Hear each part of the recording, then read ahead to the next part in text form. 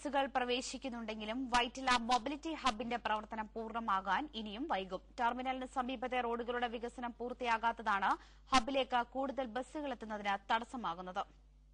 കൊച്ചിയുടെ ഗതാഗതക്കുരുക്കിന് ശാശ്വത പരിഹാരം എന്ന പ്രഖ്യാപനത്തോടെ ഇക്കഴിഞ്ഞ ഫെബ്രുവരിയിലാണ് വൈറ്റില മൊബിലിറ്റി ഹബിന്റെ ആദ്യഘട്ടം ഉദ്ഘാടനം ചെയ്തത്.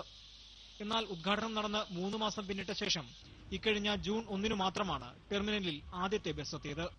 സ്വകാര്യ ബസുകൾ ഉൾപ്പെടെ വൈറ്റില വഴി കടന്നുപോകുന്ന മുഴുവൻ ബസുകളും ടെർമിനലിൽ എത്തത്തക്ക വിധമാണ് പദ്ധതി തയ്യാറാക്കിയിരിക്കുന്നതെങ്കിലും ഇപ്പോൾ ഇവിടെ എത്തുന്നത് KSRTC ബസുകൾ മാത്രം. ട്രാഫിക് ക്രമീകരണം സംബന്ധിച്ച പഠനം പൂർത്തിയാകാത്തതിനാലാണ് സ്വകാര്യ ബസുകൾ ടെർമിനലിൽ എത്താത്തതെന്നാണ് ഔദ്യോഗിക വിശദീകരണം.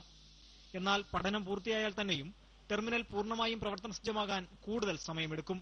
വൈറ്റില ജംഗ്ഷന്റെ വികസനം, അതോടൊപ്പം തന്നെ ഓൾറെഡി സാങ്ഷൻഡ് ആയിട്ടുള്ള വൈറ്റില പേട്ട റോഡിന്റെ വികസനം, കണിയാമ്പുഴ റോഡിന്റെ വികസനം, അങ്ങനെ അതെല്ലാം കൂടെ ഒരുമിച്ച് ചേർന്നാൽ മാത്രമേ നമുക്ക് ഈ ഫുള്ളായിട്ട് നമ്മളുടെ ആ ഒറിജിനൽ പ്രോജക്റ്റിൽ വിഭാവന ചെയ്തതുപോലെ മൊത്തമായിട്ടുള്ള ഒരു ട്രാൻസ്ലൊക്കേഷൻ നമുക്ക് ഉദ്ദേശിക്കാൻ സാധിക്കുകയുള്ളൂ.